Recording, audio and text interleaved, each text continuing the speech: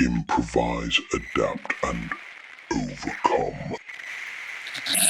Lebanon is not some mystery fire burning in the dark. It is a house built on fault lines, then handed to warlords, bankers, foreign powers, militias, refugees, clerics, intelligence service, and men with rockets. Now, everybody looks at the smoke and asks, how did this happen? Well, it happened the way collapse usually happens, slowly, then all at once. Lebanon was not designed as a bargain, not a unified state, a bargain. Maronite president, Sunni prime minister, Shiite speaker of parliament, everybody gets a seat. Nobody owns the house. Every faction gets a veto. Every grievance gets a flag. Every foreign power gets a doorway. Now, that may keep the peace for a season. It does not build a nation. Then came the Palestinian wars, the PLO, Israel, Syria, militias, civil war. In fact, 15 years of Lebanon tearing itself apart while outside powers used the country like a firing range with a coastline. The war ended, technically, but the guns did not all go home. Most militias disarmed. Hezbollah did not. And there it is, the live wire running through the whole damn machine. Hezbollah became more than a militia. It became a political party, a social service network, a Shiite shield, an Iranian forward operating system, and Israel's northern nightmare. Now, that is not rhetoric. That is structure. Iran gets strategic depth on the Mediterranean. Hezbollah gets weapons, money, training, and a purpose. Israel gets a permanent rocket threat on its northern border. Lebanon gets a state that cannot fully control its own territory. That is not sovereignty. That is managed hostage status. Then the banks collapsed. The currency collapsed. The port exploded. The political class survived. Because in Lebanon, accountability is treated like a foreign invasion. The people paid. The depositors paid, the families paid, the soldiers paid, the children definitely paid. The elites adjusted their suits and waited for the next donor conference. Now we are watching the same old equation with new ammunition. Israel says Hezbollah is rearming, Hezbollah says Israel is violating Lebanon, and Lebanon says it wants sovereignty. The Lebanese armed forces are asked to do the impossible. Take control of the south, hold the line, avoid civil war, reassure Israel, contain Hezbollah, protect civilians, and do it all inside a bankrupt state. That is not a mission set. That is a suicide ruck. And let's be honest about Israel's calculus. After October 7th, Israel's tolerance for armed groups sitting on its borders went to zero.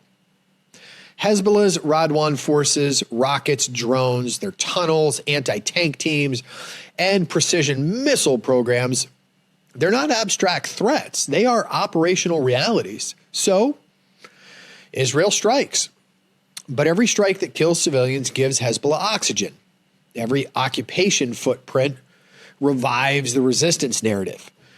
Every delay and withdrawal weakens the Lebanese state Israel claims it once strengthened. That's the trap. You can win tactically and still lose the political battle space. But Hezbollah is trapped too. It cannot simply disarm without losing its leverage, its deterrent, its Iranian role, and its identity. But it also cannot keep dragging Lebanon into a war without bleeding its own legitimacy. So it will bend. It will not vanish. Not unless the entire strategic environment changes, not unless Iran is pressured, Israel withdraws, the Lebanese state is funded and armed properly, and Hezbollah's own base believes the army can protect them better than the militia can. That is a tall order. Right now, Lebanon is not choosing between peace and war. Lebanon is choosing between slow state recovery and permanent armed fragmentation. The center of gravity is not just Hezbollah. It is the Lebanese state. Can it control violence? Can it reform the banks? Can it break the patronage cartel? Can it restore public trust? Can it take back the South without starting another civil war? Because here's the hard truth. A country does not become sovereign because diplomats say the word sovereignty into microphones. A country becomes sovereign when one legitimate state controls the guns, the borders, the courts, the currency, and the future. Lebanon does not have that yet, and until it does, it will remain what it has been for decades. A beautiful country trapped between memory and geography. A battlefield disguised as a republic, a warning label for every nation that thinks corruption is survivable. Militias are manageable, banks can lie forever, and foreign patrons come without chains. That is the situation. That is the implication. Lebanon is not falling apart because of one war, or one militia, or one bank collapse, or one foreign enemy. Lebanon is falling apart because the state was never allowed or never willing to become stronger than the factions inside of it. And until that changes, the ceasefires will come. The rockets will stop and then start again. The diplomats will fly in, the cameras will roll, the people will bury their dead, and the men with power will call it stability. Yeah.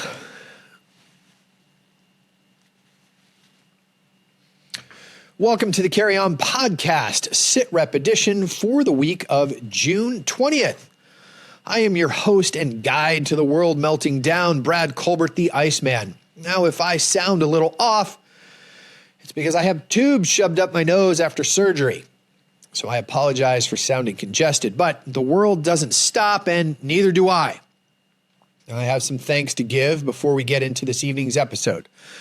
I received a very generous care package from former Marine Corporal Cassidy Nolan. He and his wife created a company called Mach 1 Hot Sauce, and he sent me a box of his sauces to try. I will post a photo of the sauces to our social media page. I love hot sauce, I love sauces, and I love discovering new ones. Now, these have such a great story behind them, and the sauces he sent are unique. The hot honey drizzle was particularly good over popcorn, and I loved the smoky flavor of the chocolate ghost pepper and espresso on my eggs yesterday. So, thank you to Corporal Nolan and his wife Jillian for the gift. I will include a link to their website below. I would also like to say thank you to Bruce L. for sending me 2 coins from his Lexington Minutemen historical reenactment group. I will post a photo of these on our social media pages. The Lexington Minutemen are a small 501c3 nonprofit completely run by volunteers, all captivated by honoring and recreating the unique Lexington history and sharing it with the public. The coins are commemorating the 250th anniversary of the Battle of Lexington. Bruce, these coins will find a good home amongst my collection. So if you want to donate to this group whose charter preserves a piece of our history, I will include a link to their webpage where you can make a tax-free donation. We also have listener Kyle, who is rejoining us after a break, and welcome back, Kyle. Thank you for supporting the show. If you want to support the show and receive some swag in return, hit up our Patreon page and see what level works for you. Tonight, we will take a little deeper look into the Lebanon history. We will talk about the MOU with Iran that is mostly in effect. Mostly. See what the Secretary of War is talking about in his roundtable speech, and finish the evening with a look at the Russian nuclear-powered missile, which we have talked about before, but it needs another round because it's in the news again. Okay, so as I said, I apologize for my speech this evening, but unavoidable, I'm afraid, as well as the occasional tissue. Hot chocolate is on the menu for tonight, but never fear, I did add a splash of Kahlua into it just so that it balances out. let's discuss Lebanese history, because I feel that this is important to the greater context. Why is Lebanon and Israel at arms? Why is Lebanon a staging area for the PLO, for Hezbollah? Why is it a surrogate for Iran? How did we get here? Well, I'm glad that you asked, because I'm going to answer. The current Lebanon crisis really has 5 layers operating at once: a broken confessional political system, a collapsed financial state, an unresolved Israel-Hezbollah war architecture, Iranian strategic depth through Hezbollah, and a Lebanese armed forces or government honestly just too weak to impose sovereignty without completely risking civil fracture. As of the latest reporting, Lebanon is again under extreme pressure. Israel and Hezbollah have entered another fragile ceasefire cycle, but Israeli strikes killed at least 20 people in Lebanon hours after the ceasefire, while Israel says Hezbollah launched more than 50 projectiles overnight. I cannot corroborate either one of those. That is just the narrative that each side is throwing against the other. So Hezbollah accuses Israel of a lot of repeated violations. Israeli forces remain to this day, as of this reporting, in parts of southern Lebanon, and Lebanon state institutions are trying to negotiate sovereignty while not fully controlling the guns on their own soil. It seems like a mess. So, as I said, how did we get from there to here? If you didn't know, I've been to Lebanon quite a few times. I think it's a beautiful country, has amazing food, very welcoming people. It is a mix of Western Christianity and sectarian Islam. Very unique country, without a doubt. Very corrupt, though, but filled with potential.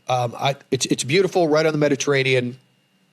I mean, I'm not going to go there and buy retirement property, but if you get a chance to visit, I think it's well worth the trip. Modern Lebanon's core problem begins with the way political identity was institutionalized. So under Ottoman rule, Mount Lebanon evolved as a refuge for religious communities, especially Maronites, Druze, Sunni Muslims, Shiites, Greek Orthodox, Armenians, and others, right? The diversity is not the problem. The problem is that modern day Lebanon turned diversity into this rigid operating system.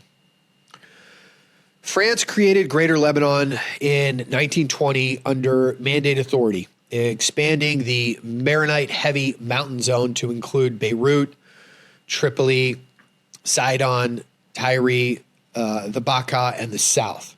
That made Lebanon economically more viable, but politically much more combustible. It joined communities with different external orientations. So some Mediterranean French-facing, some Arab nationalists, some Syrian-linked, and some later Iranian-linked. Carnegie's analysis of Lebanon's sectarian power sharing traces the state's modern architecture to this sectarian representation model, formalized after the creation of Greater Lebanon. So let's move forward to 1943. The 1943 National Pact gives Lebanon independence, but locked power into a confessional formula. So the president would be Maronite Christian, the prime minister Sunni Muslim, and the parliament speaker Shiite Muslim.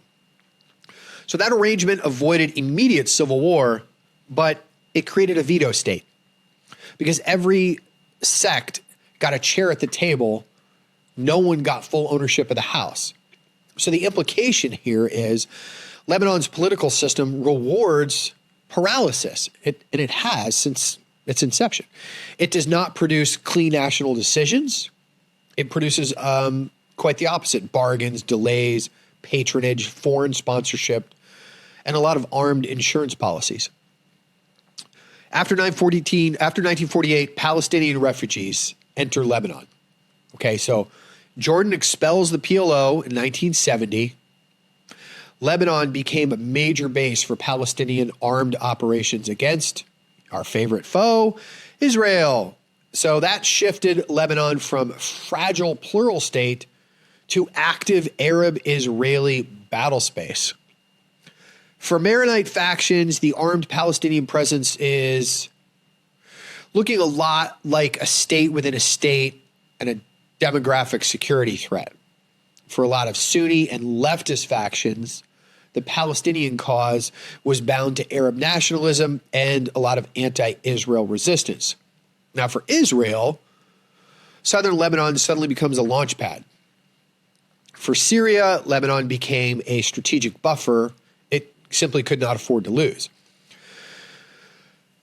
Now we have 1975 to 1990. Lebanon has a civil war that was really not just one single war. It was this rotating carousel of militia wars, sectarian massacres, Palestinian and Israel conflict, Syrian intervention, Israeli intervention, and honestly, internal Christian, Muslim, and Druze, as well as leftist factional struggles. The Taif Agreement formally ends the war 1989-1990. Rebalances power by reducing Maronite presidential dominance, strengthens the Sunni premiership as well as the cabinet system. But Taif did not fully solve the armed actor problem. Oh, it ended the civil war without creating a truly sovereign monopoly on force. So Lebanon never really gets a clean post-war settlement. It got a ceasefire dressed as a constitution. Syria entered Lebanon in 1976 for all intents and purposes. It remains the dominant power broker all the way up until 2005.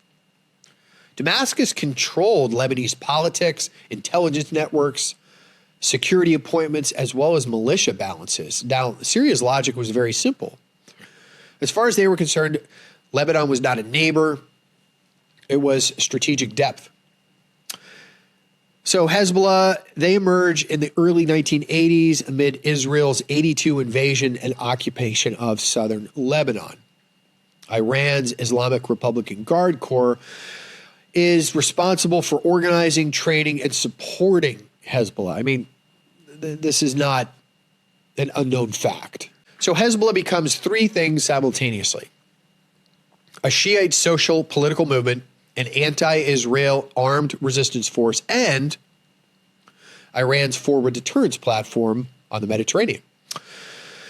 Reuters' recent reporting still describes Hezbollah as Iran-backed and notes United States sanctions targeting networks accused of financing the group. It is the biggest sticking point, I think, in negotiations with Iran currently. Their proxies, specifically Hezbollah, because there's such a physical and kinetic threat to Israel. After the civil war, most of the militias disarm, but Hezbollah does not. The justification was resistance to Israeli occupation in the south. But Israel withdraws from most of the southern Lebanon portions in 2000. Hezbollah still retains its arsenal, citing disputed border areas, Israel overflights, prisoners, deterrence, and later the broadest resistance axis. So the implication is Hezbollah's weapons are not a leftover. They are a strategic architecture. Now, for Iran, Hezbollah is deterrence against Israel and the United States. For Hezbollah, their arsenal is survival and political leverage. I mean, Hezbollah has appointed seats in the government of Lebanon. They have an enclave within Lebanon that only they go into. For Lebanon, it is the central sovereignty wound. 2005, assassination of former Prime Minister Hariri triggers the Cedar Revolution and forced Syrian troops out of Lebanon. That right there looked like a sovereignty breakthrough, but it wasn't enough because Syria's military presence left, but all their networks and Lebanon's sectarian patronage system, it stayed. And Hezbollah still remained armed. Then came 2006, Israel-Hezbollah war. UN Security Council Resolution 1701 calls for a cessation of hostilities, deployment of the Lebanese army, and you had UN peacekeepers in the southern area of Lebanon. No armed groups other than Lebanese state and the UN forces south of the Litani River. Security Council reporting continues to frame 1701 as the key legal architecture for the Israeli and Hezbollah file. But that created a paper line really more than any hard military reality. You see, the UN could observe and report and coordinate, but it was not designed to forcibly dismantle Hezbollah. Now, the Lebanese armed forces could deploy, but not politically survive a frontal war against Hezbollah. They're too entrenched in the government. Israel could strike, but not erase Hezbollah without devastating Lebanon, although they've tried, and risking a lot of regional escalation. So since 2006, southern Lebanon has operated under, let's call it managed instability, deterrence, surveillance, violations of agreements, periodic strikes, and a lot of political theater around 1701. The Syrian civil war ends after 2011. It completely transformed Hezbollah. The group went from primarily a Lebanese resistance defense force to an expeditionary Iranian-aligned combat actor. I mean, it fought in Syria to preserve the Assad regime and secure Iran's land corridor through Iraq and Syria into Lebanon. So that gave Hezbollah a lot of combat experience, a lot of operational depth, and a lot of regional importance. But it also dragged Lebanon deeper into this Iran-Israel-Syria battlefield. Lebanon's neutrality becomes completely fictional. The Lebanese state could say one thing diplomatically, but Hezbollah acts as part of a regional axis. So it's a hypocritical statement and everybody knows it. Lebanon at this point stops being merely a weak state beside the Israel-Palestinian conflict. It becomes a forward operating zone in the Iran-Israel Cold War. Lebanon's financial collapse beginning in right around 2019 was one of the most severe peacetime economic implosions in modern history. The World Bank says the crisis left the banking sector insolvent, caused the Lebanese pound to lose 98% of its value. 98%. And in doing so, it pushes a third of the population into poverty. The banking model was effectively a confidence machine. I mean, when I tell you this country was corrupt, I mean, believe me. Banks attracted dollar deposits that the state borrowed, then the central bank engineered returns, and the political class fed off the system. So when the inflows stopped, the machine died. Depositors totally trapped. The currency collapses. That in turn means public services are degraded, and the middle class got completely hollowed out. Then you had the 2020 Beirut port explosion, destroyed part of the capital and exposed a lot of the same rot: negligence, corruption, bureaucratic impunity, and a state that could not protect its own people from stored explosives in the heart of its capital. I know the port that was blown up. I would sometimes buy Cuban cigars there. The IMF has repeatedly tied any durable recovery to bank restructuring, debt sustainability, public finance reform, state-owned enterprise reform, stronger governance, and a lot of social protection. So that takes us up to February of this year.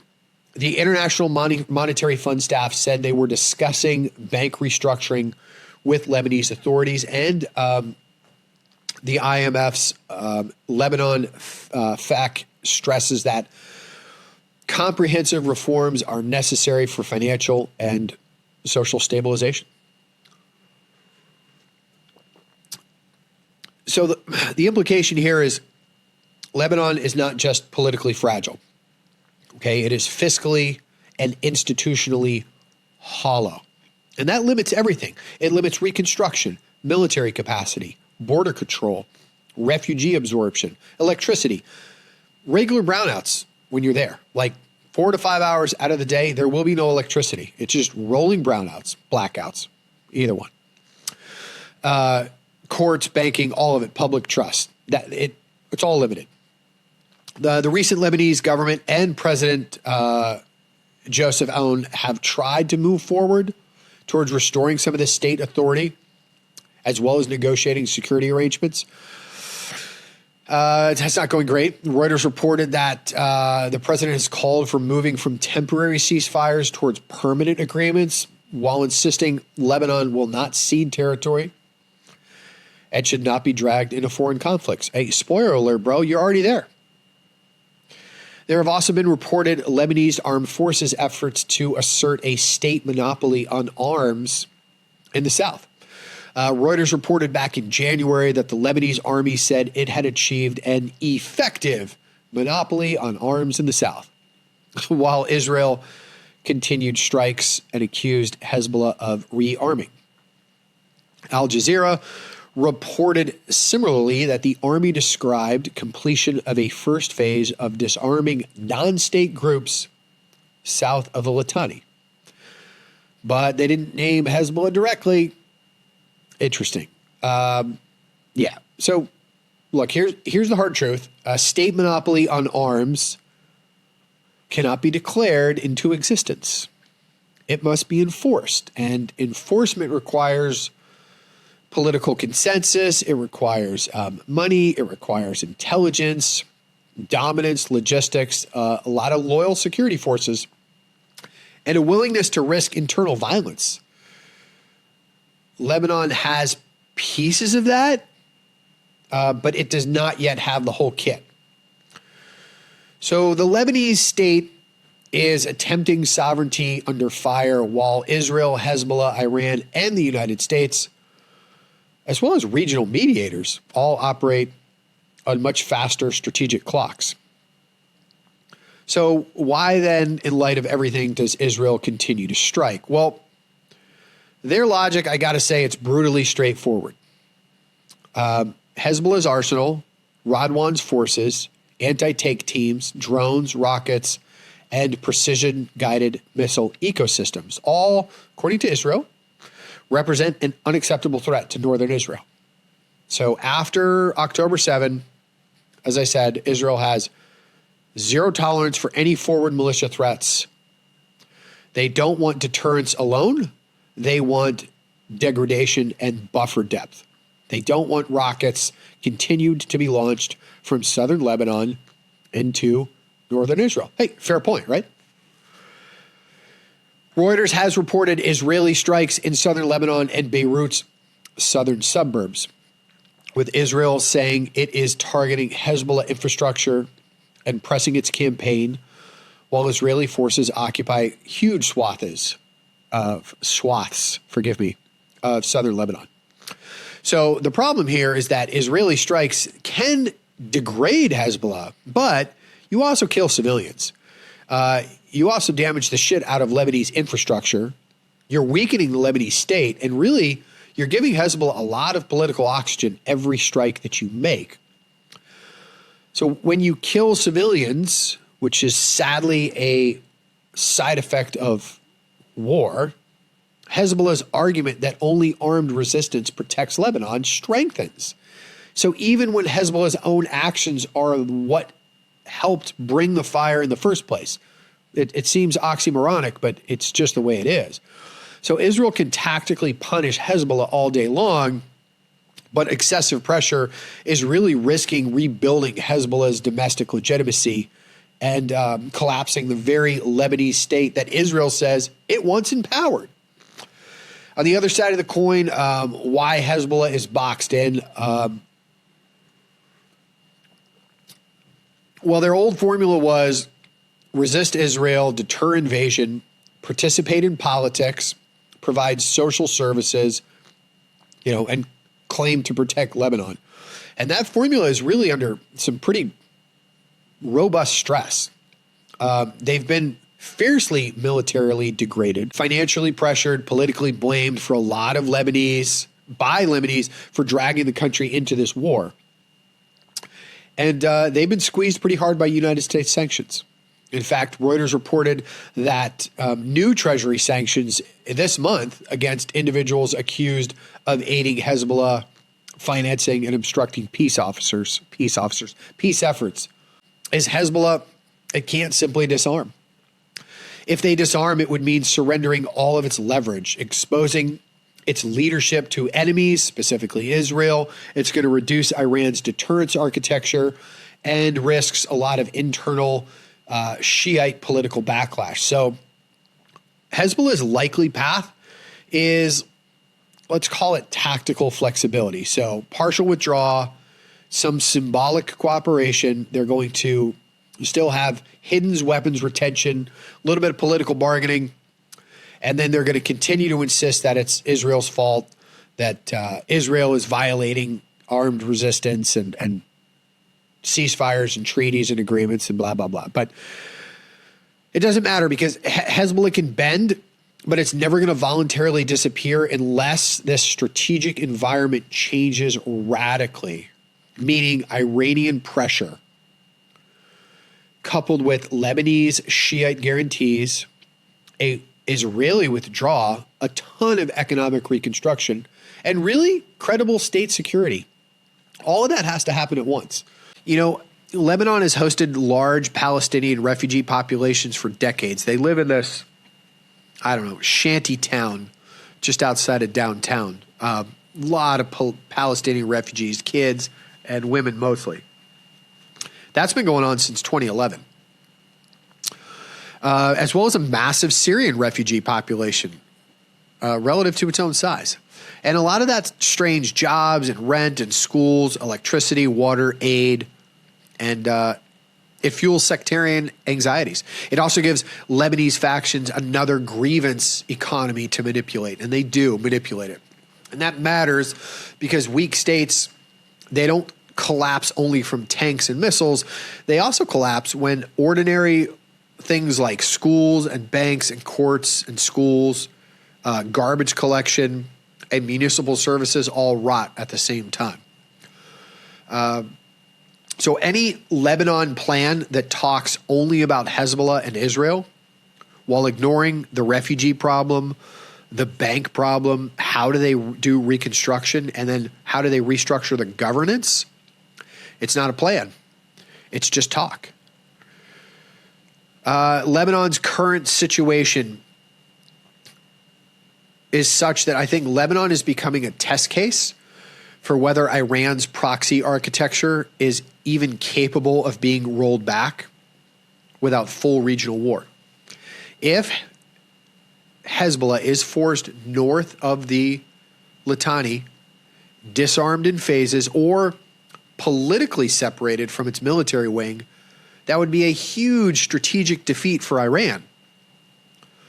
Conversely, if Hezbollah survives with enough arsenal intact, Iran preserves this northern front against Israel.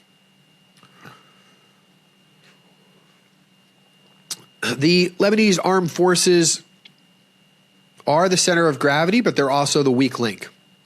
So a lot of people will say, empower the Lebanese army, and that's fine, but that doesn't pay their salary or provide air defenses or build ISR networks or secure borders or convince Hezbollah's base that the army can protect them. The Lebanese armed forces needs funding, it needs legitimacy, it needs a political mandate, and they just don't have it. Without those, it's asked to be a dam made completely of paper. And it's in that vacuum that Hezbollah is allowed to survive. It's how they maintain oxygen. Israel is winning a lot of tactical engagements, but they're losing the political shaping operation. If Israel overreaches in the south of Lebanon, if it occupies territory too long or causes heavy civilian casualties, you are going to unify Lebanese factions against it. You're going to give Hezbollah the very narrative it needs to stay in existence. The political class in Lebanon is also a huge strategic liability. Lebanon's ruling networks have basically survived every disaster by shifting blame. That's it. It's everyone else's fault, and they preserve their patronage. They will happily use sovereignty language while completely avoiding the reforms that would actually build sovereignty. And I think it's just the snake eating the tail. They are so corrupt. The system is inherently just cancerous. Nobody wants to do anything because they're all getting fed. Whoever funds reconstruction, whether it's Gulf states, the United States, Europe, Iran-linked networks, international institutions, is all gaining political leverage in doing so. So if reconstruction bypasses the state, militias and the parties win. If it strengthens accountable state institutions, then Lebanon might get a chance. It requires a lot of sequencing. The best case here, or I should say the cleanest solution to the Lebanon problem, is Hezbollah has to disarm. It has to. And then Israel has to get the fuck out of the pool. You've got to reform Lebanon. You've got to stabilize the refugees, let the economy recover. And this is brutal politically. The realistic path, though, ceasefire enforcement, Israeli withdraws, Lebanese armed forces then deploys, monitors the border. Meanwhile, you're doing financial reform and reconstruction, but you're doing it conditionally. And then there's a gradual weapons consolidation, all under oversight of the state.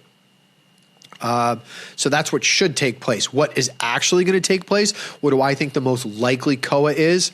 A status quo.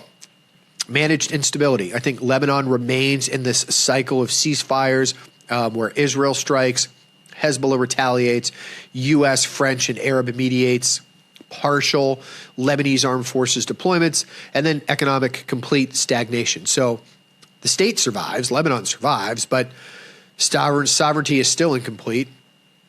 Worst case, southern Lebanon becomes this prolonged Israeli security zone, kind of like Gaza in a way. If Israel remains inside Lebanon for an extended period, then Hezbollah regains the resistance mantle.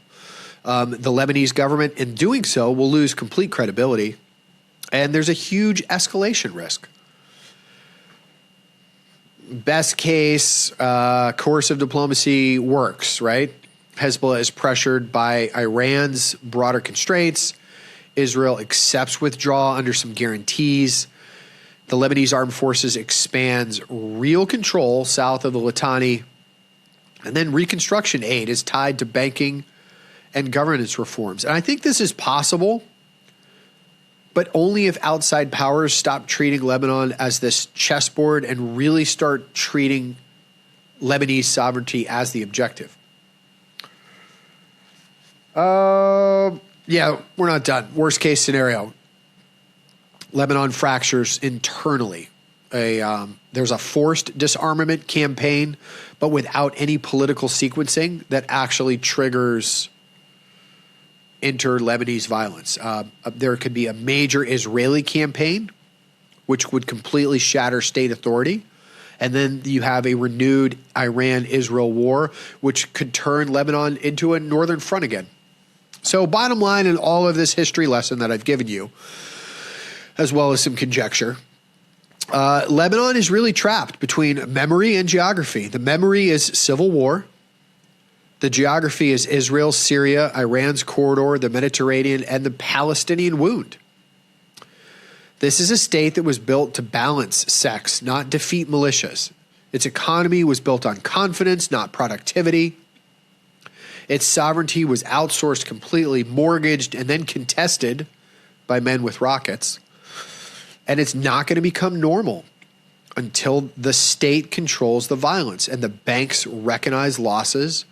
The political class loses impunity and takes ownership for their mistakes, and they won't. And a lot of foreign powers have to stop using Lebanese soil as strategic depth. That's the fight underneath the headlines tonight. A couple key caveats for that segment.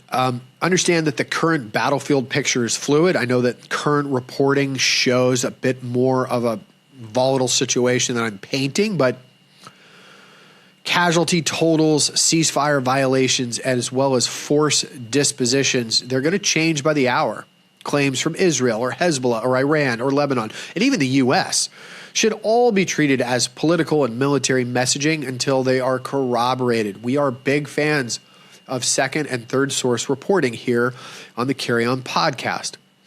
The most reliable reading, it's not a single statement, it's a pattern. Lebanon remains a sovereignty vacuum under external pressure.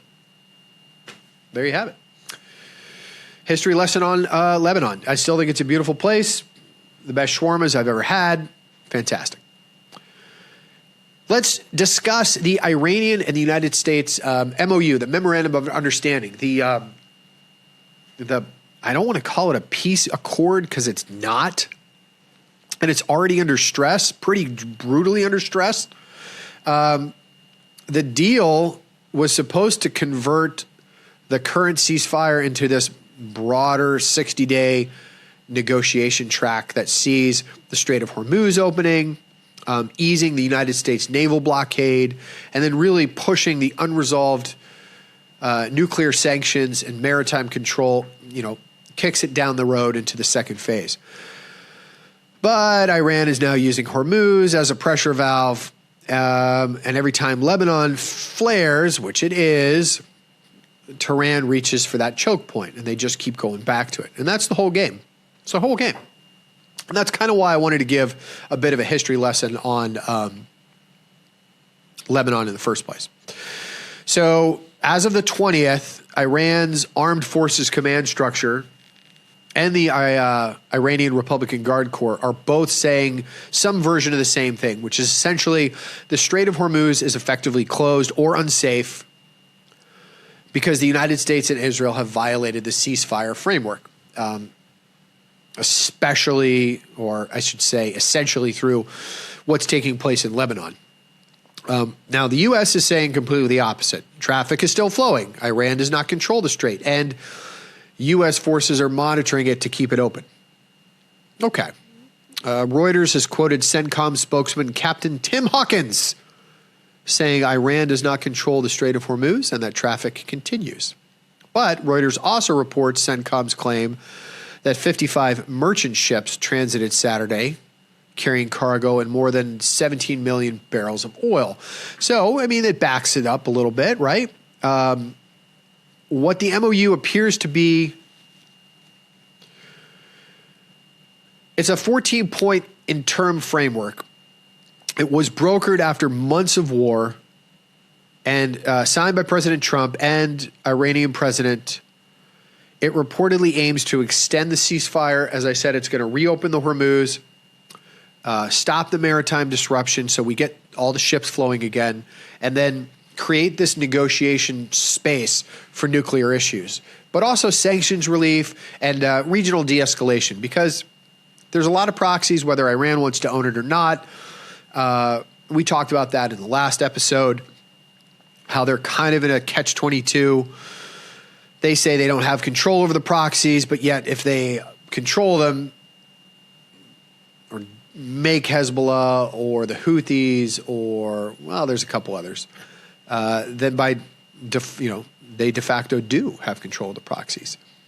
Atlantic Council analysis cautions that the public version appears to reduce violence temporarily, but does not resolve a lot of the core mechanics of Hormuz, or the Iranian nukes, or the financial incentives, or the sanctions relief. The whole deal's weakness is pretty obvious in my mind. It tries to bind together several fronts that are not fully under one chain of command. Iran, the U.S., Israel, Hezbollah, Lebanon, Gulf maritime insurers, shipping firms, and energy markets. So that's a very fragile ceasefire web. And once one strand snaps, this whole thing shakes. The Guardian great source of reporting, just don't like their editorializing. They are reporting the interim agreement called for the United States to lift its naval blockade in return for reopening the Strait of Hormuz, and that the memorandum of understanding also called for cessation of hostilities on all fronts, including Lebanon. But who do you think are not signatories to this? Israel and Hezbollah, which means that this MOU depends on actors outside the agreement behaving as if they are inside of it. And that's a huge strategic flaw. Bro, how do you not see it? So what are the Iranian armed forces saying about Hormuz? Well, Iran's central headquarters, so that's their senior Iranian armed forces op command structure, they reportedly announced the closure of the Strait of Hormuz to vessel traffic. They did that through one of their state-affiliated news agencies, Mir. I think it's pronounced Mir. We've talked about them in a previous episode as well. Iran's reasoning was alleged ceasefire violations by the United States and Israel. The announcement framed the closure as a first step in broader retaliatory measures if the alleged aggression continues. I mean, this thing is just, it's over before it begins, it seems. So if we were to translate that from regime speak into operational reality, Tehran is saying that the MOU is conditional. If Lebanon burns, Hormuz pays. And they do this a lot. It's the throat that they constantly put the boot on. And this is not just maritime signaling. It is a lot of escalation ladder management. Iran is trying to avoid an immediate direct strike exchange with the United States, which they don't want to do, while still imposing a lot of global costs, which they have been. It wants a punishment mechanism that lies just below full war, but above diplomatic protest. And it is their go-to course of action. The Republican Guard declared the strait shut, warned ships not to approach. Reuters reported that the IRGC justifies the move by saying that Israeli crimes in Lebanon, as well as U.S. violations of commitments to establish a ceasefire. Reuters is also reporting that an advisor to Iran's supreme leader accused the United States of failing to implement the first clause of the 14-point interim deal, which includes a ceasefire on all fronts, including Lebanon. But again, I draw your attention to our previous underline, which was the two people who you are holding accountable as part of the ceasefire are not involved in being accountable for the ceasefire.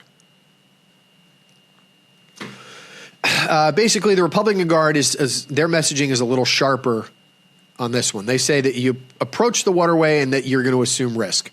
And that's a lot of coercive ambiguity because they don't have to sink a ship, and it moves the markets, as we've seen, right? They only have to make the captains of the ships or the insurance companies that are insuring them basically say, hey, is it worth it? And then, even if there is no real bark or bite to that bark, they just don't sail, and the effect is the same. So that's why the United States denial of their accusations, it's necessary, but it's not sufficient. Washington can say the strait is open. Iran can say it is closed. It doesn't matter, because if shipping companies and the insurers of those shipping companies decide that it's closed, then it's fucking closed.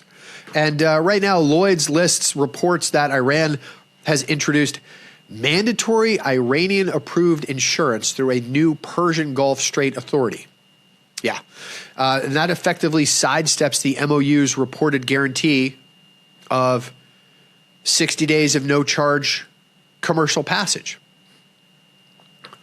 So why is Iran doing this? Well, it's leverage before the Switzerland talks, which by all accounts are not going to go well. So they get leverage before Iranian negotiators go into these talks, because now they have the strait as a bargaining chip. Reuters reports the Iranian delegation includes senior security, central bank, and oil officials, not just diplomats, which all tells you the talks are not merely about ceasefire. They are about money and maritime control and sanctions and exports and really the mechanics of the enforcement. So Lebanon may be the trigger, but it's not the whole cause. The immediate stated reason is renewed Israel Hezbollah fighting in Lebanon. The Guardian reported Israeli strikes in southern Lebanon killed at least 16 people on Saturday. Hezbollah argues it retains the right to respond to Israeli attacks. Neither Israel nor Hezbollah have signed this U.S.-Iran MOU, but their behavior right now on both sides can absolutely derail it. Iran wants formalized control over the choke point. This mandatory insurance or tolling regime, it matters. Tehran is trying to convert battlefield leverage into administrative authority, where a missile threat becomes a maritime regulation or a militia pressure campaign now becomes an insurance requirement, because this is how coercion is now laundered into bureaucracy. And the Republican Guard Corps benefits from this whole thing institutionally. Their Navy has long treated Hormuz as its pressure domain. So if the MOU leaves maritime control ambiguous, and it seems to, then the Republican Guard gains a quasi-sovereign toll booth because it's not specifically prohibited. So that means that money and political power and strategic relevance are all tied into this. A calm strait will reduce the Republican Guard Corps' leverage, whereas a nervous strait will make them absolutely indispensable. What's the United States' position in all of this? That Hormuz remains open, that Iran does not control it, and that American forces will preserve freedom of navigation. But it's the same that has always been said. Central Command's public posture is really meant to to prevent market panic. Preserve stability is what I was going to say, but it's more at this point preventing panic. It also wants to deny any Iran narrative victory, so they want to get in front of it. Reuters reported U.S. forces are monitoring the strait to ensure that there is continued traffic, and Indian officials said 3 Indian-flagged oil tankers carrying more than about almost 1 million metric tons of oil have safely transited the strait. But the United States has a big problem here. Open is not the same as normal. So if insurers raise your premiums, or tankers slow roll, or LNG carriers hesitate, and the ports of call where these ships are departing from, they stagger departures, well, the strait can be open in military terms while functionally degraded in commercial terms. I don't see a reduction in fuel prices. I don't see a reduction in shipping costs in goods and services. So that's a blind spot in a lot of political messaging. The warships, they measure access, but markets measure confidence. The memorandum of understanding, it's not a settlement. It's really, for all intents and purposes, it is a pause button. I don't think anything is over. Atlantic Council analysts warn there is likely a major gap between the MOU's aspirations and any final deal, especially on Hormuz mechanics or nuclear concessions or sanctions relief and enforcement. I think that Iran has proved time and again, especially currently, that Hormuz coercion, it works. Before the war, closing Hormuz was often treated as Iran's, doomsday threat. Now it's different. Iran has shown it can use graduated disruption. So warnings, selective closure claims, insurance requirements, minefields, GPS interference. We haven't talked a lot about that, but that was a story in and of itself. There's a drone and a missile risk there, and an asymmetric warfare risk, and just flat out administrative fees. This toll booth, right? This is something like this creates a lot of economic pain without a total blockade. Right now, the United States is boxed. It's boxed between Israel and the energy markets because the administration wants the war cooled down, but Israel wants complete freedom of action against Hezbollah and any other Iranian-linked threats. Iran wants Lebanon included in the ceasefire, and those goals collide. They do. If Israel continues strikes in Lebanon, Iran can now just accuse Washington of failing to enforce the MOU and reapply Hormuz pressure. The Strait is the world's most important oil choke point. We've talked about this. You've seen it firsthand. I think public attention on this waterway is probably more now than it's ever been in its history. EIA reported that in 2024, oil flows through Hormuz averaged right around 20 million barrels per day. So that's about 20% of global petroleum liquids. So any disruption, even a moderate disruption, it matters. Lloyd's List is already tracking war risk insurance, delayed shipping decisions, and wait-and-see behavior across the maritime sector. The Iranian Republican Guard Corps, it has an incentive to keep this crisis going. Fully normalized strait, it weakens their bargaining position. Whereas a periodically threatened strait does the opposite, absolutely strengthens them, gives them relevancy, right? So I would expect a lot more calibrated ambiguity. So not total war, not total peace, just enough smoke on the water to keep the world paying attention. So what's the bottom line in all of this story? The MOU, it's not dead, but it is already being stress tested. Iran's Armed Forces Command and the IRGC are using the Strait of Hormuz to enforce their interpretation of the deal. No ceasefire in Lebanon, no reliable maritime comm in Hormuz. It's a quid pro quo. On the United States side, the U.S. is trying to hold the line by vehemently saying that the strait remains open, and they're physically monitoring traffic. Iran is trying to change the definition of open from a navigational fact into a political concession. And that's the fight beneath the fight, really. It is about who gets to write the rules of passage after the shooting pauses. I know who I am supporting. We'll see what happens after the discussions in Switzerland over the next couple of days. And then just a couple of key caveats in the story that I would like you to be aware of is that the status of Hormuz can change hourly, closed, open, commercially usable.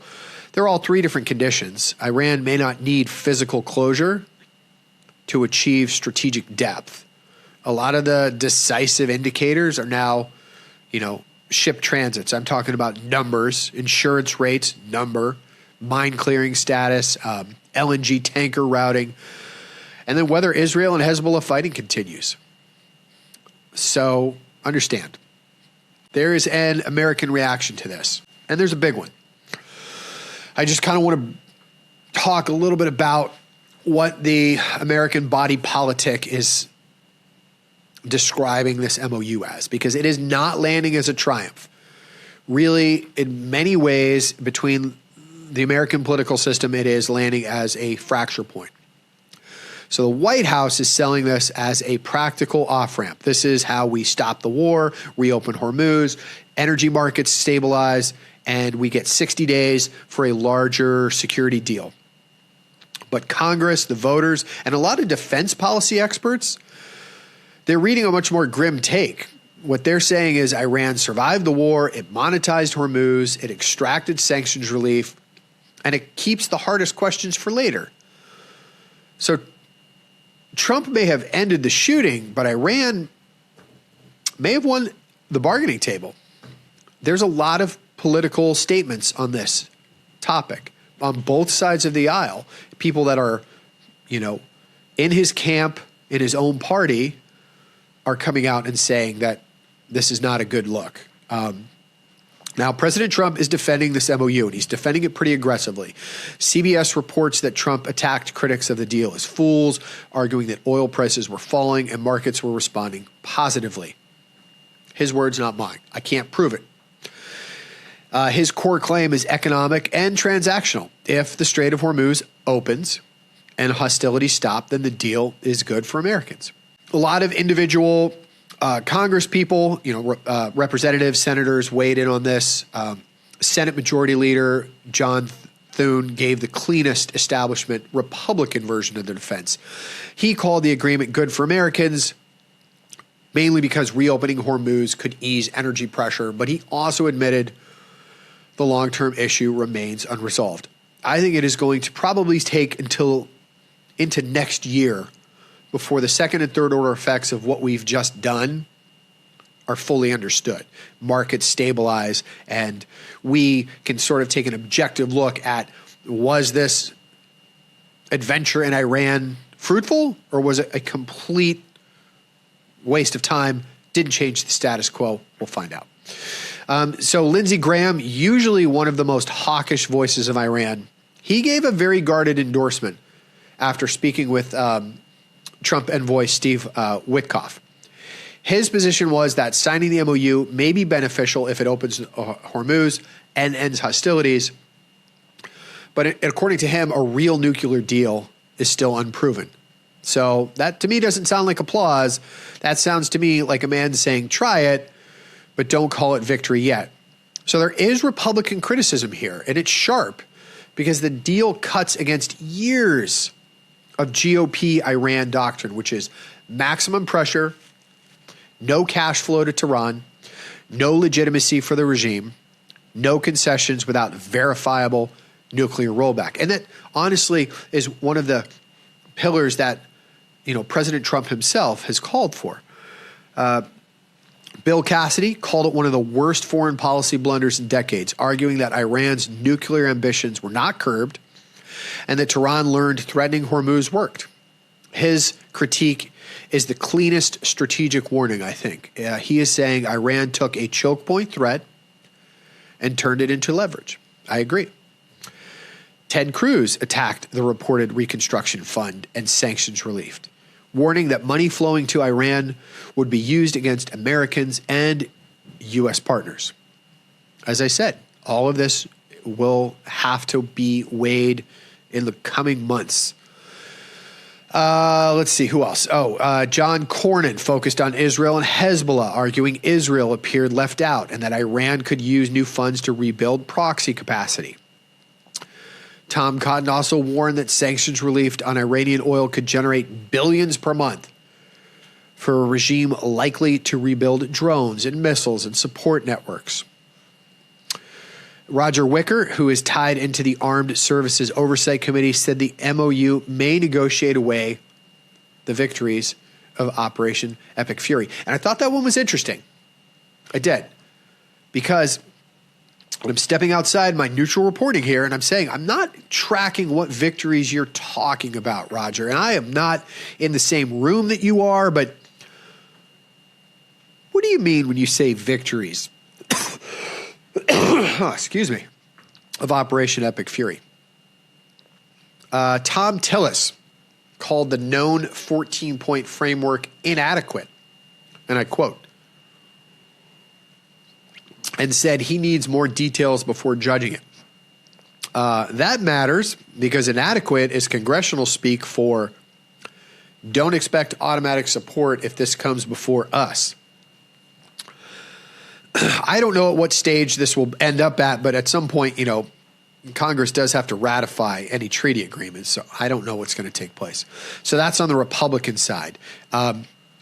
Obviously, Democrats are mostly attacking from a different angle, so their attack is not that diplomacy is bad, but that this diplomacy came after an unauthorized war and produced worse terms that could have been achieved earlier. Trump's good buddy Chuck Schumer, he said sarcastically, said Iran appears to have won on nearly every point and argued that the United States is worse off than before the war.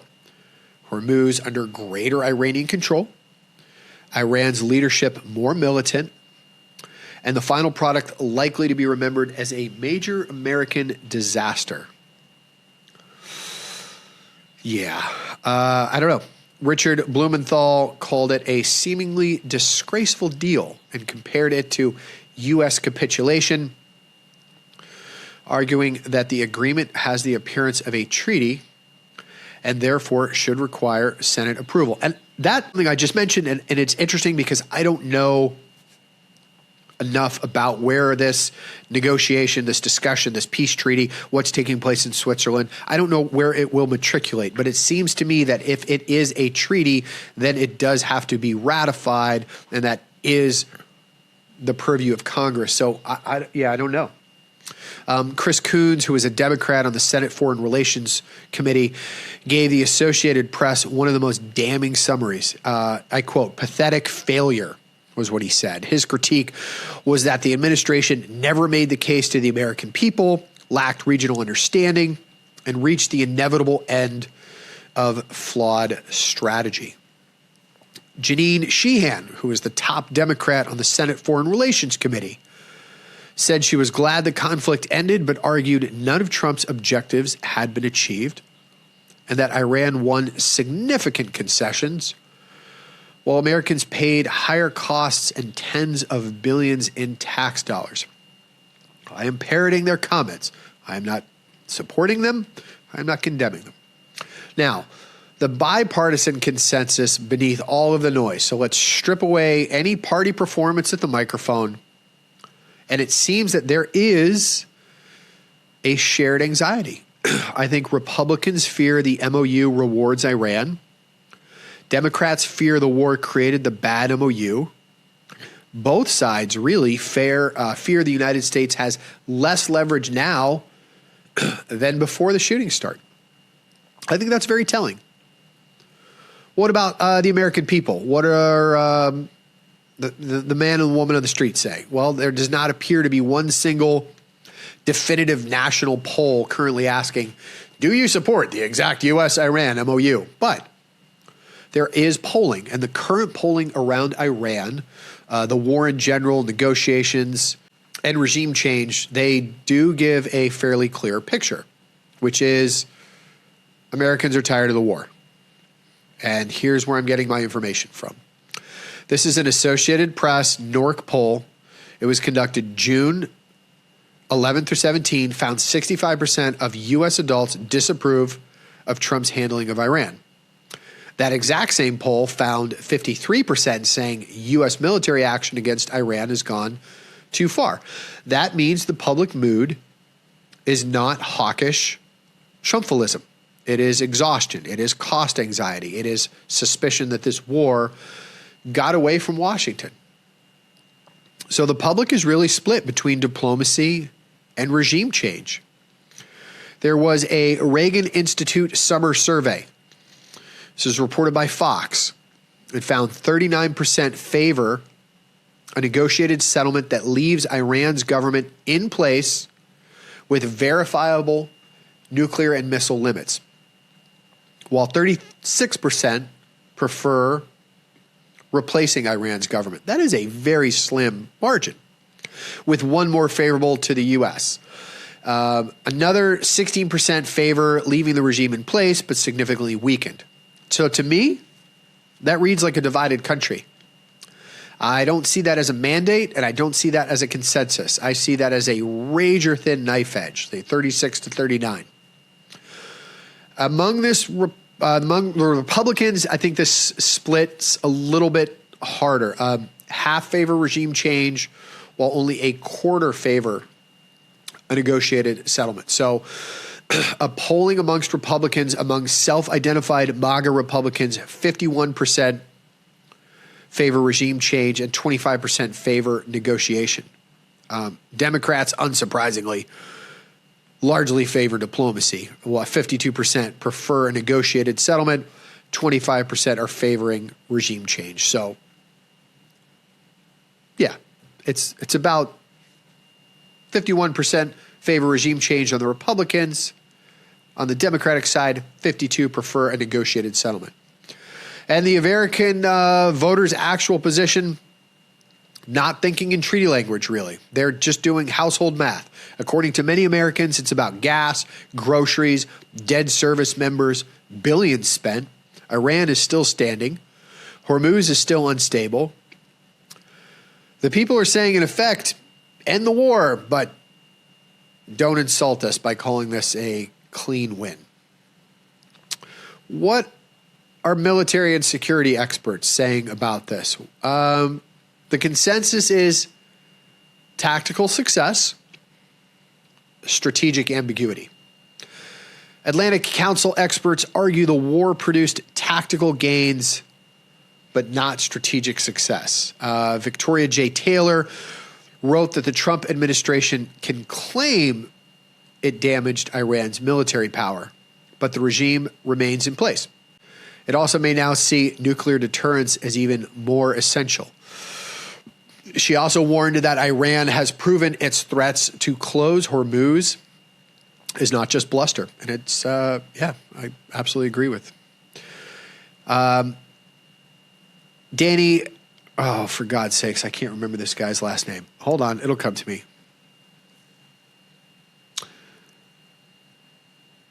Citronausis? Nope, ruined it. Not even going to say it. Can we just say Danny? He's a former Israeli Defense Intelligence Iran analyst. Argued the deal marks the collapse of a broader U.S.-Israel assumption that pressure could destabilize or transform the regime. His view, Iran may emerge with diplomatic legitimacy, economic relief, and preserved regional leverage, especially through Hormuz and Lebanon.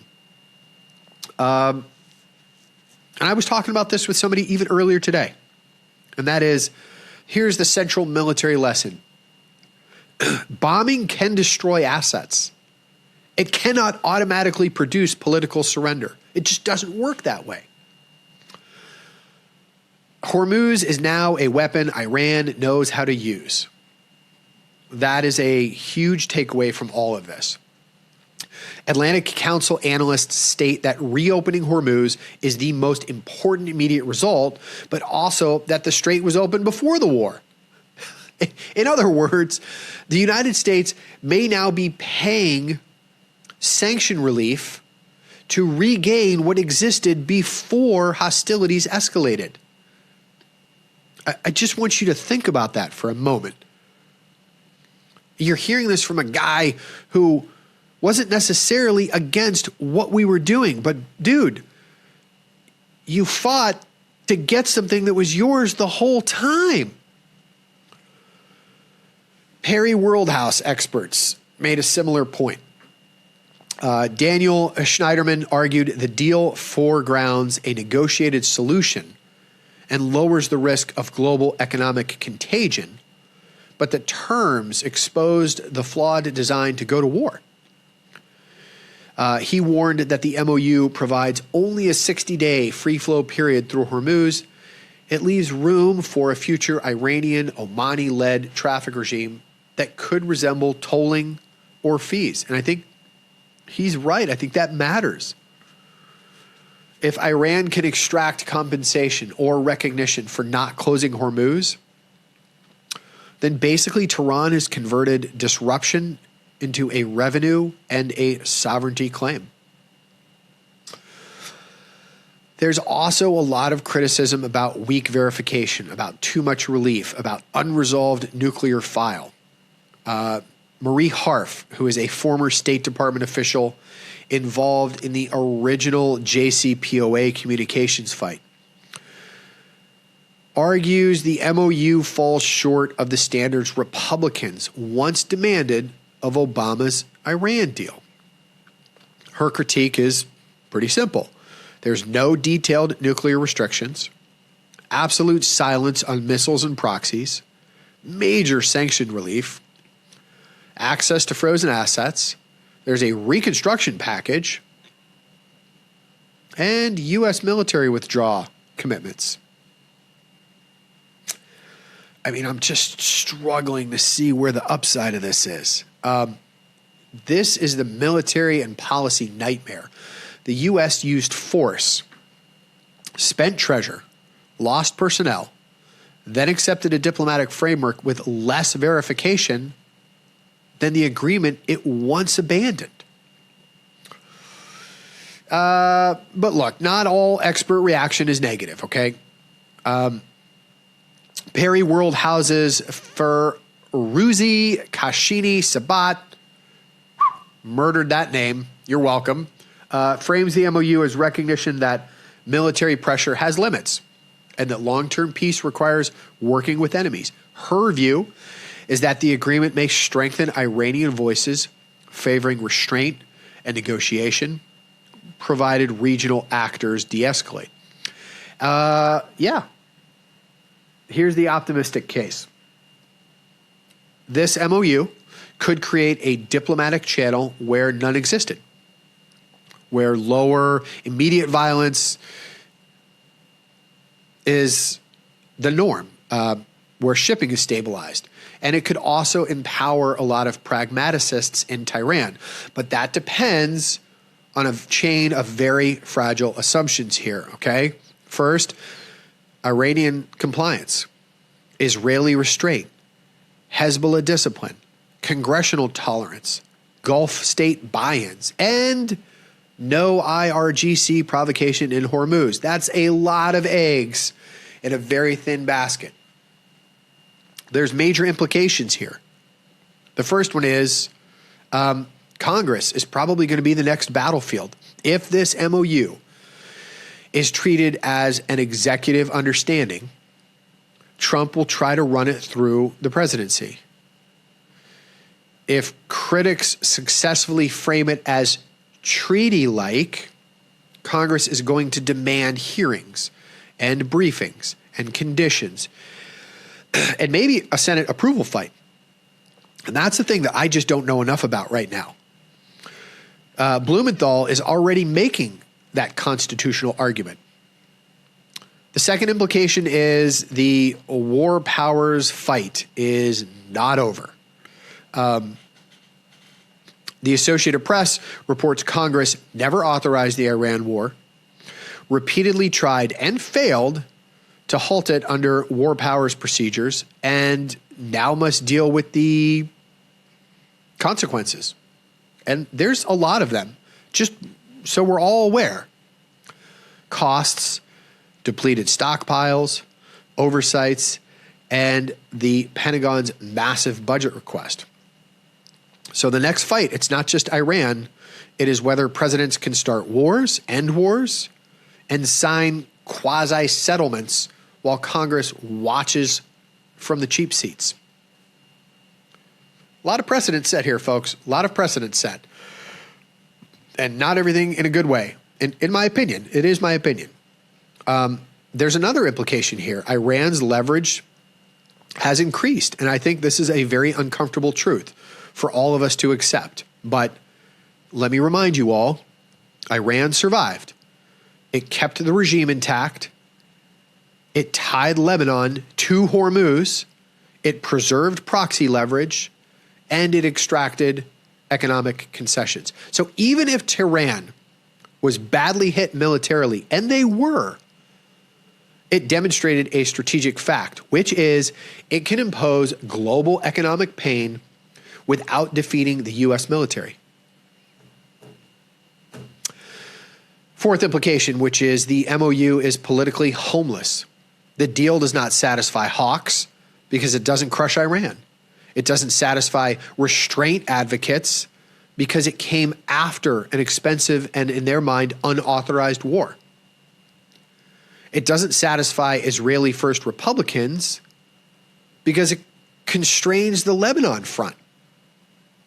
It's not going to satisfy Democrats because it appears weaker than diplomacy that might have been available before the war. And that makes the whole thing incredibly vulnerable.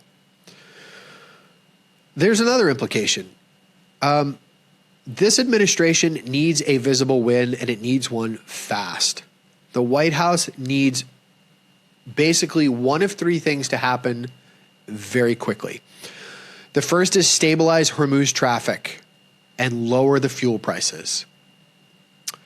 The second thing, Iranian movement on uranium dilution and inspections.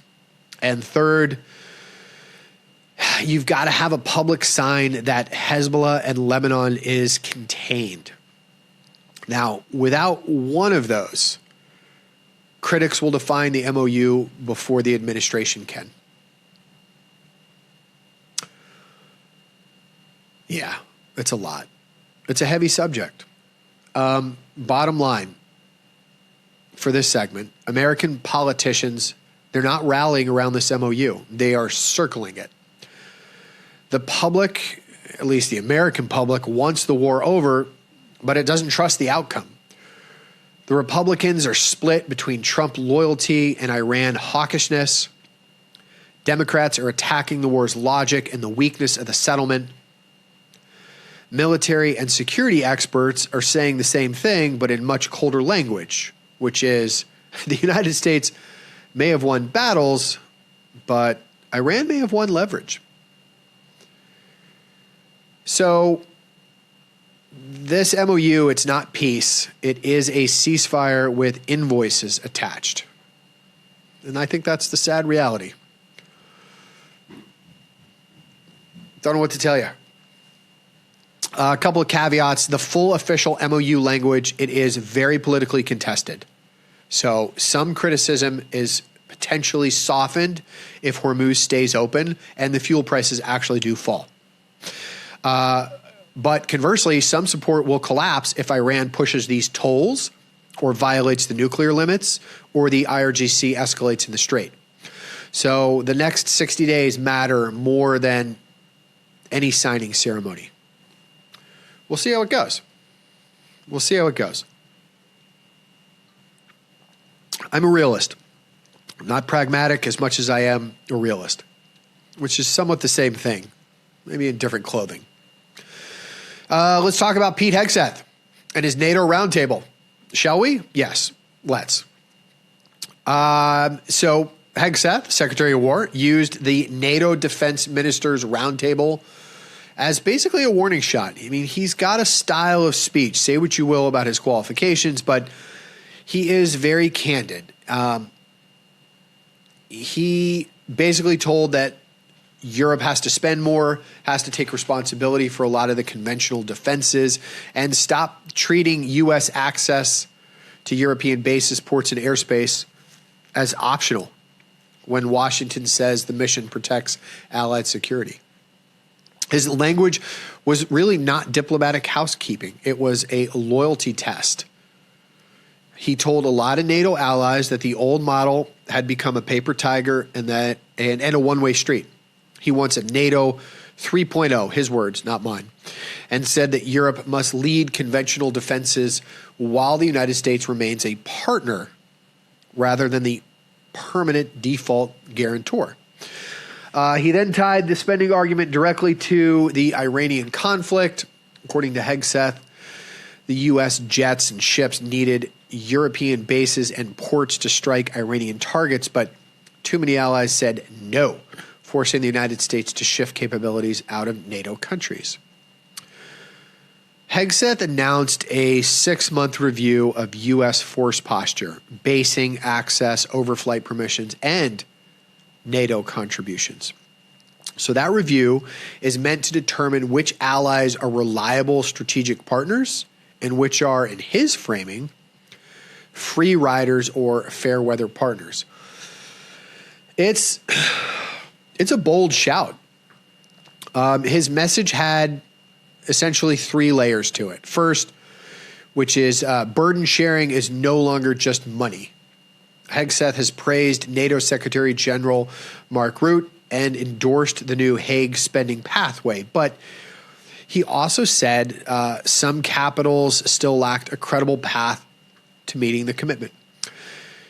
NATO's Hague Declaration commits allies to reach 5% of GDP annually by 2035, and that is broken into 3.5 for core defense, 1.5 for defense-related infrastructure. It's kind of wonky, but it's an increase. It's a noticeable increase in what was heretofore agreed upon. The other thing is that the United States is reducing what it pre-commits to NATO planning, and that's never been done before. Reuters reported that Washington is shrinking the pool of U.S. capabilities earmarked for NATO's force model, including cuts involving things like refueling aircraft, fighters, drones, and ships, while NATO's top U.S. commander described the goal as ending an unhealthy codependence. Number 3, Hegseth fused European basing rights with alliance credibility. I'm sure you've seen the news where we are pulling forces out and talking about closing some forward bases. He said U.S. forces needed European bases and ports for attack on Iranian targets, but some allies blocked access through legal and political objections. Now, he has called that shameful and said it increased risk to U.S. personnel by making access, basing, and overflights unpredictable. The brutal read, Hegseth is trying to make access, basing, and overflight the new NATO burden-sharing metric. Money is no longer just enough. He wants operational permission. That's becoming part of the bill now. He was likely talking about a couple countries specifically, but he didn't publicly name every country in the official transcript. There is open source reporting pointing to a clear cluster, though. You want to hear it? Okay. Spain, Italy, the UK, and France. Sorry, guys. Your name is being written down in his notebook.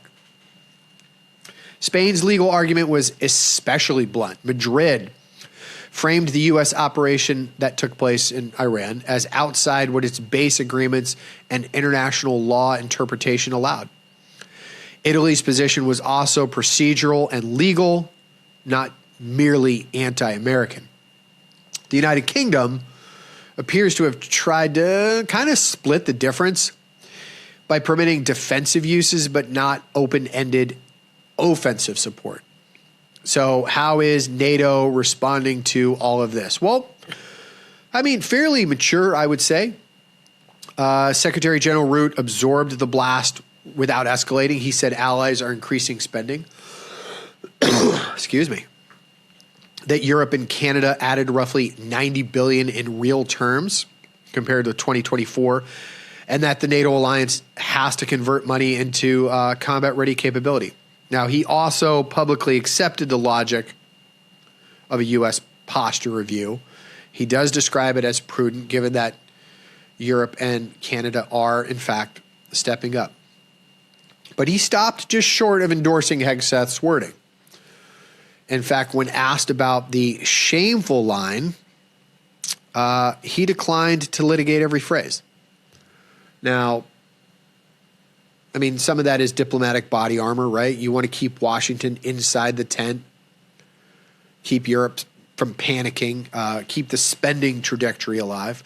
But there's some implications here with that. There's some implications with what Hegseth had to say, what the U.S. posture is towards NATO. It implies that NATO is really becoming conditional reciprocity. I think that's the central move that Hegseth is talking about. He's not asking allies to just spend more. He's saying if you want U.S. protection, if you want our troops, our enablers, which are freaking plentiful, as well as our nuke-backed deterrence, then your bases and airspace, they can't become political bargaining chips when the U.S. acts. It's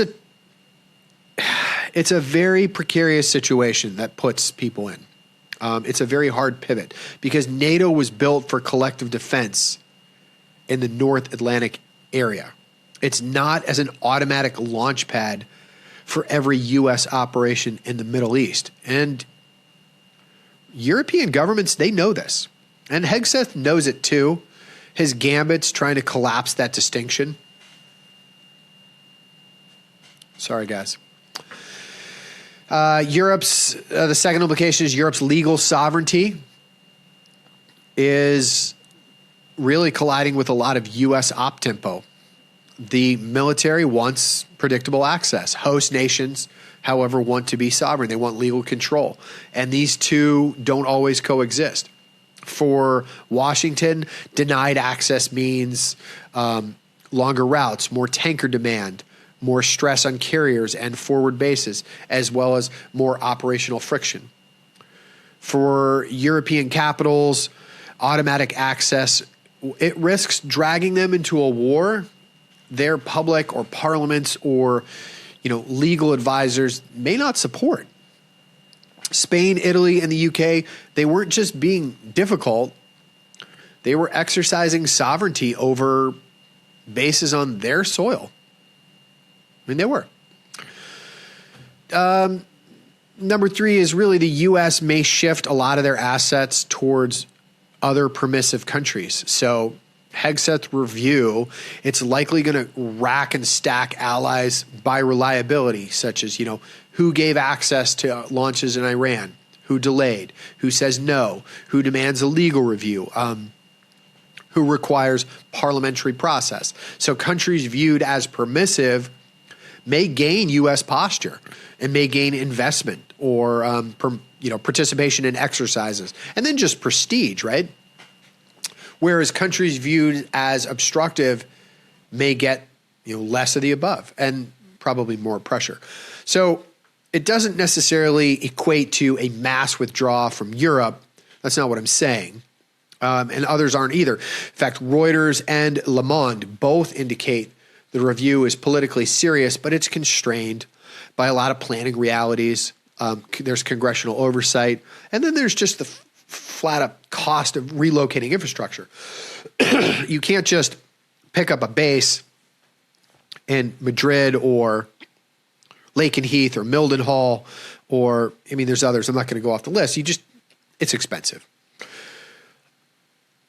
The European community, NATO, you can't replace these U.S. enablers quickly. And so this is really where a lot of European rhetoric hits reality. Even with all the money that Europe is going to spend for their defense, 5% of the GDP, the fact is that Europe lacks a lot of these high-end enablers. So I'm talking about things like aero refueling, IAD, so your integrated air and missile defense, ISR, long-range fires, munition stockpiles, the strategic lift. Nobody can, I don't want to say nobody, but few can rival the U.S. when it comes to strategic lift. And our command and control capability. In fact, Reuters reported German Defense Minister Boris Pistorius warns that pulling U.S. capabilities too fast could create dangerous gaps. So yeah, Europe is spending more, but spending doesn't equal capability. Capability is factories and trained crews and stockpiles, maintenance pipelines, permissions, and a lot of political will under pressure. Russia and Iran will read this as alliance strain.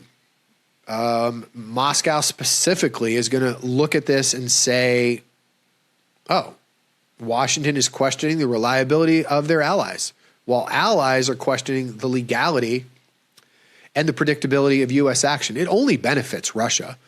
And Tehran is going to see something very, very similar. Europe may Europe may support nuclear containment and maritime security when it comes to Iran, but many capitals are reluctant to become launch platforms for U.S. and Israeli offensive operations. Now, this does not mean that NATO is collapsing, and I'm not saying it does. It means our adversaries will probe these seams like basing rights, overflight routes, legal thresholds, parliamentary politics, as well as public opinion. The other thing to consider is that Hegseth's framing on this issue, it is powerful, but it's also incomplete. His argument does have force.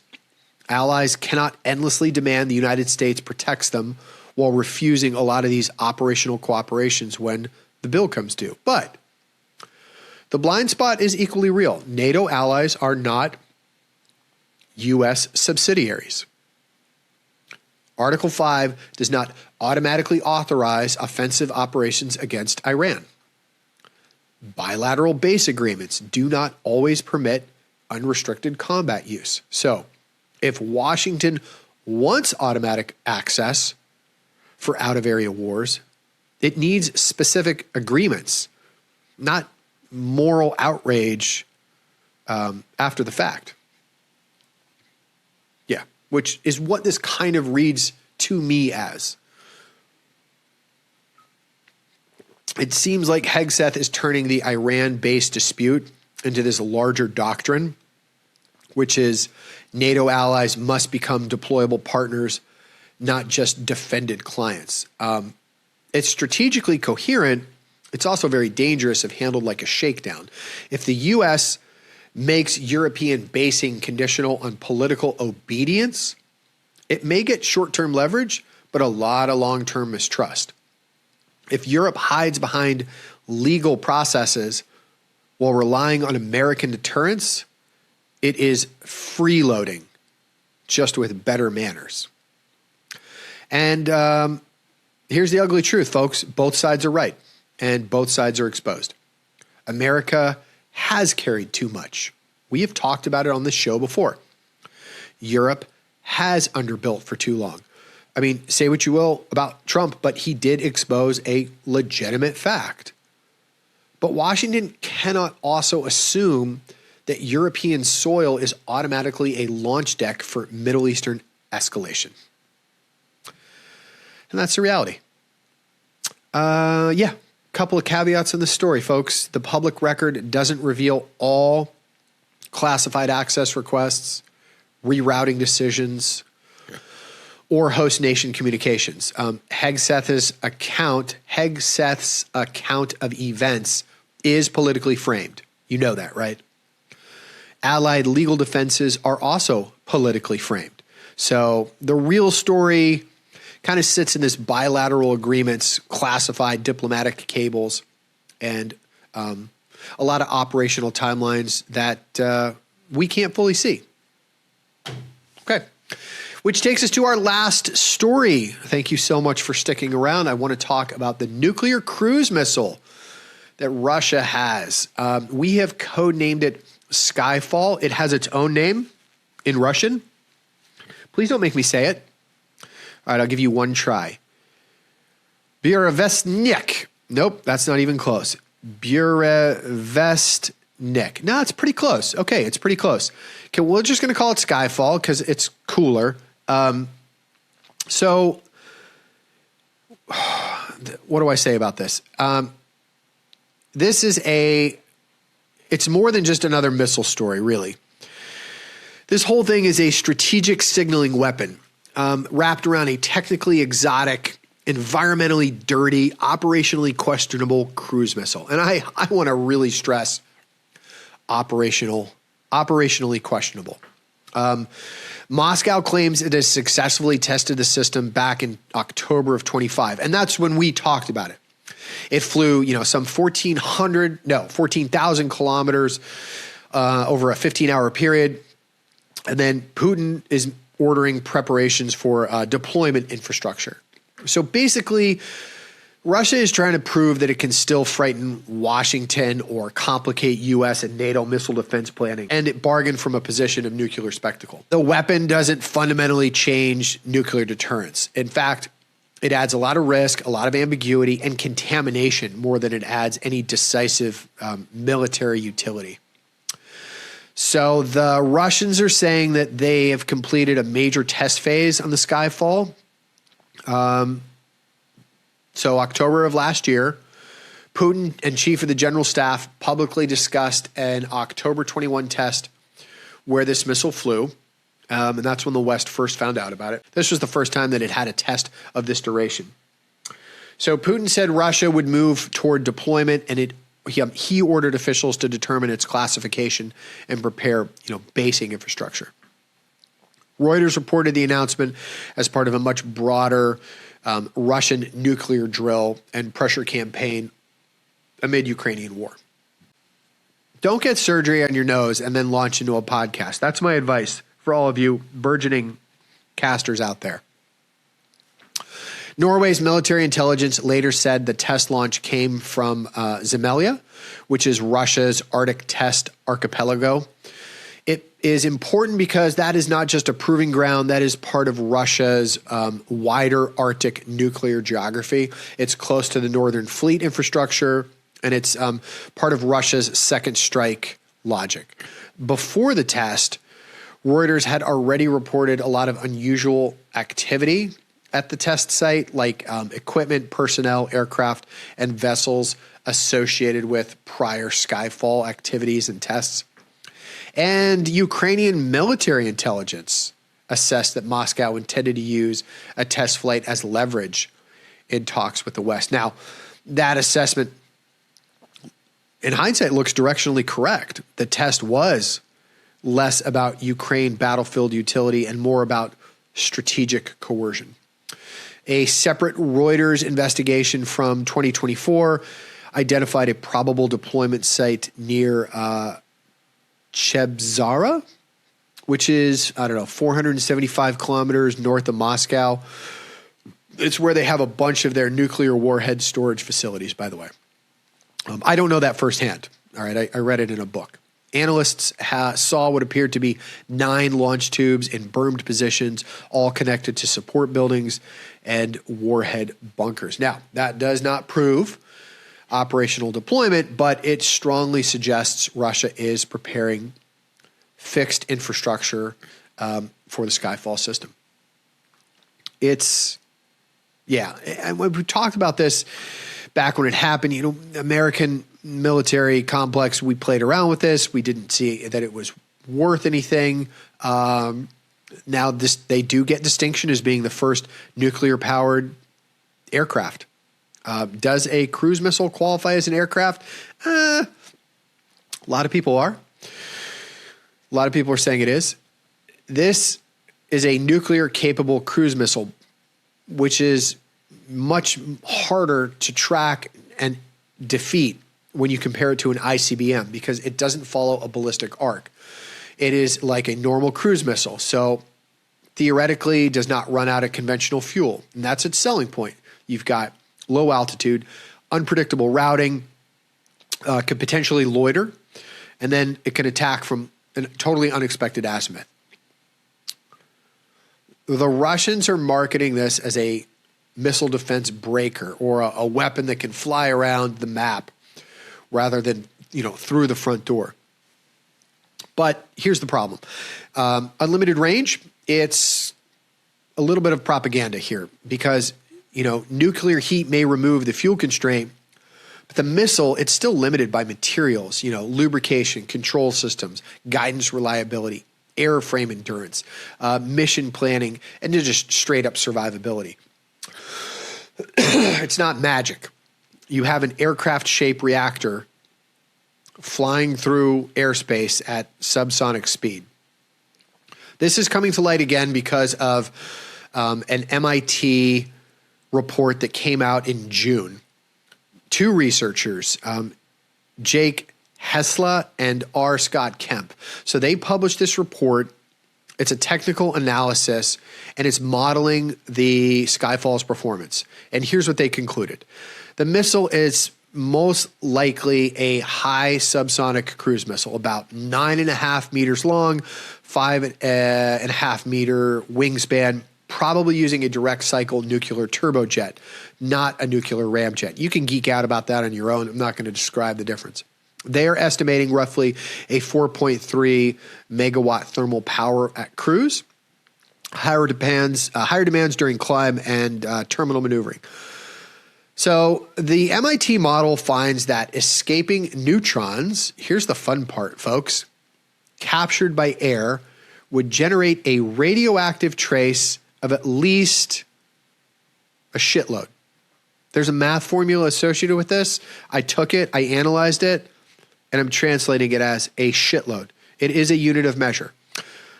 So you are going to fly this thing, and it is just leaking radiation. That's not counting possible fission-produced leakage or activated structural materials. So I'll say it another way. If their report is right, and I have no reason to think that it isn't, Skyfall leaves a radiological footprint as it flies. So it's not just a missile. It's a moving reactor accident waiting for geography. So what is confirmed versus what is not confirmed? Russia claims a successful long-duration test. Norway confirmed the launch came from this place in north of Moscow. We've got satellite imagery as well as independent analysts, both indicating test preparations as well as likely deployment infrastructure. U.S., NATO, and a lot of independent experts have treated Skyfall as a real Russian program for years. It is. Here's what's not confirmed. That the missile is operationally deployed in combat-ready numbers. That it can reliably evade modern layered air defense because it hasn't tried it, hasn't penetrated it yet. That it can fly for days or weeks under realistic conditions, or that it can be safely stored, launched, recalled, or recovered. It's also unconfirmed whether or not its October of last year test proved a mature military system. It could have just been a controlled demonstration. And I think that distinction really matters here when we talk about this cruise missile. Because Putin wants us, the West, I shouldn't loop everybody in us. All right, Putin wants the West to react to that myth, right? But be cautious. Russia wants Skyfall to be part of Putin's post-2018 exotic deterrence portfolio. And we talked about it. It lists a whole host of items, right? Nuclear torpedoes and some other stuff. And the theme here is very, very simple. Russia is not capable of matching the United States and NATO in aggregate conventional power. It's just not. And we are seeing that firsthand in Ukraine. So it is currently investing in weapons that create a lot of strategic unease, bypassing existing categories and creating new ones, and then putting up big headlines, right? It is deterrence theater, but it's backed by some real engineering, right? CSIS assesses that Skyfall does not change the basic U.S.-Russia nuclear balance because Russia already has ICBMs, SLBMs, bombers, and other means to hold the U.S. homeland at risk. So really, the value of this is marginal. It complicates missile defense planning, sure. It does create fear. It supports bargaining over Ukraine, U.S. long-range strike transfers, and some future arms control limits. But Skyfall is less a battlefield weapon than a political weapon. It says you may think Russian conventional power is bleeding in Ukraine, but Russian nuclear imagination is still alive. I mean, if I was to give you a media-friendly soundbite, at least that's what Moscow wants in Washington or Brussels or Berlin or Warsaw, surely in Kiev. It has some military applications, but I just want to make sure that everybody understands they're realistic. It does complicate warning. It does complicate some tracking, but you're not defeating physics here, okay? A low-flying cruise missile, even with extreme endurance, can approach from weird directions. It can exploit radar gaps.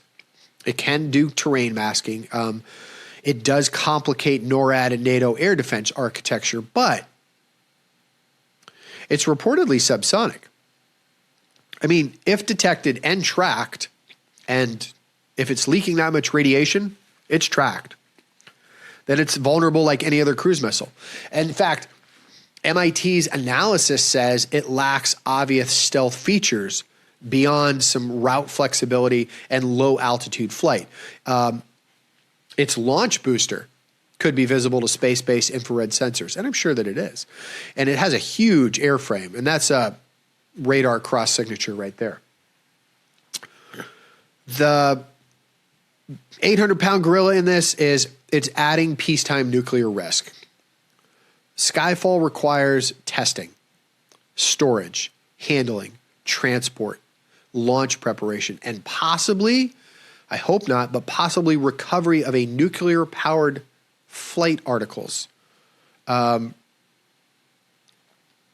you go back to the 2019 accident that was widely linked by experts in the West to the program, where it killed, and we talked about this back in October, where it killed Rostam personnel and involved a lot of suspected radiation hazards. Reuters has cited experts that warned that deployments could contaminate areas around Russia itself if accident occurs. If the Arctic becomes even more central, and everybody thinks that it is, hence Greenland, right? The Kola Peninsula, Greenland, Iceland, UK gap, Alaska, Northern Canada, Norwegian monitoring networks, they are all going to matter more because of this weapon. This weapon incentivizes a lot of persistent ISR. So satellites, over-the-horizon radar, airborne, early warning. For every action, there's an equal and opposite. When it comes to military, when it comes to weapons, when it comes to proliferation, one side is going to create a sword, the other one's going to create a shield, and it just goes on and on. This is going to muddy the arms control category. Where does this sit? Where does Skyfall sit? It sits awkwardly between a cruise missile, strategic nuclear delivery system, reactor platform, and massive environmental hazard.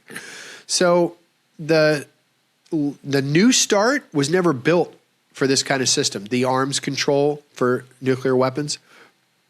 Reuters noted that Skyfall was not clearly banned by New START before its 2016 expiry. So they kind of played the gray area like Russia does. That means that the next arms control framework is going to have to address exotic nuclear delivery vehicles directly, or you leave a loophole big enough to fly a reactor through. See what I did there? This weapon does not make Russia more capable of destroying the U.S. Russia already had that capability.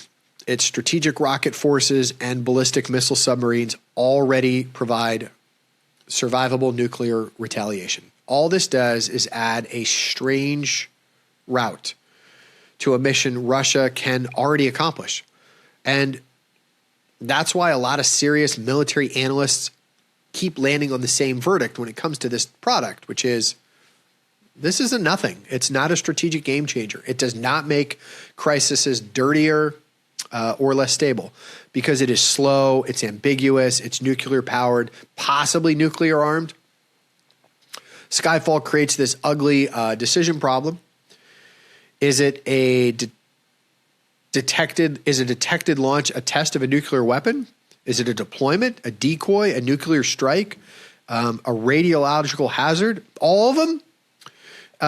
Does a crash trigger an Article 5 environmental crisis if containment crosses borders? So think about that. They launch this cruise missile. It has an accident. It crashes. Radiological cloud floats over into a NATO country. Does it trigger an Article 5? Does interception disperse radioactive material? Does tracking it require revealing sensitive sensor networks? So this is where Skyfall matters in some ways, not as a military solution, but as a fog machine in a lot of this nuclear crisis. It also may encourage copycat development. MIT's conclusion is pretty blunt here. Skyfall could kick off a broader aerospace nuclear propulsion race. So China, the US, or another advanced state may study ultra-long endurance nuclear-powered ISR or strike systems. Not because they're wise, but Russia's showing that prestige weapons create bureaucratic gravity. Once one state builds the demon, another state funds a priest and a bigger demon. By the way, I rewatched the Pope episode of Rick and Morty earlier, and all I can think of right now is Popey Ball.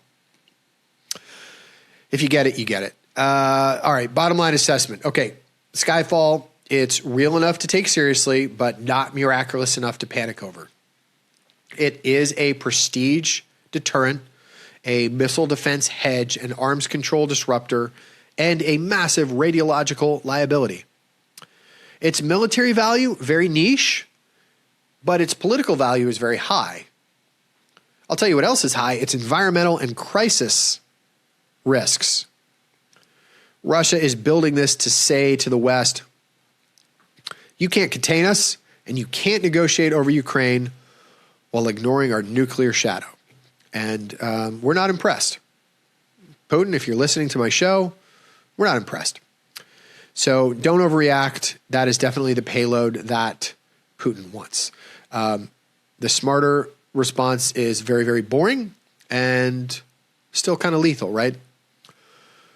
We have to improve our cruise missile defense, our radiation monitoring, and as well as, some hard arms control proposals that explicitly exclude exotic nuclear delivery systems. Yeah.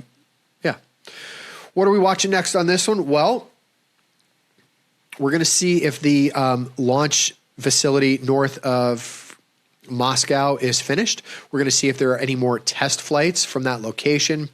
We're going to see if there are notice to mariners and notice to airmen closures while they test that corridor. And then if there's any recovery ships, they're probably going to put some stuff out there in case it goes down. Any unexplained radiation detections, Russian doctrinal language, which includes Skyfall into their, architecture. We'll see. It's an interesting piece of technology. It is not new. If you go back to our October episode where we talked about the inception, the United States did toy around with this. We found that it was stupid. It was environmentally irresponsible. It just dribbles radiation everywhere it flies. Yeah. So a couple of key caveats. Understand that Russia has a direct incentive to exaggerate a lot of their performance. There's a theme there. I'm not going to call on it. You can decide the double entendre. Western analysts have a direct incentive to highlight a lot of the instability and the hazards of this system. So there's propaganda on both sides. The October test may have been real, but it doesn't prove real deployability. The MIT model is technically serious, but it is still a model, and it is based from open source constraints, not a captured hardware that they're reverse engineering. So at this time, the right posture is don't dismiss it, but don't get hysterical. I'm going to continue to track the story, and if it comes back up in the news cycle, I'll throw it your way. In the meantime, thank you very much for your patience for this episode. I apologize. I will be back up to full strength next week. We will circle back to see what the MOU is doing, capture some fresh stories for your enjoyment, and mostly to entertain. So until next time, this is Brad Colbert, the Iceman, reminding all of you to stay frosty. Improvise, adapt, and overcome.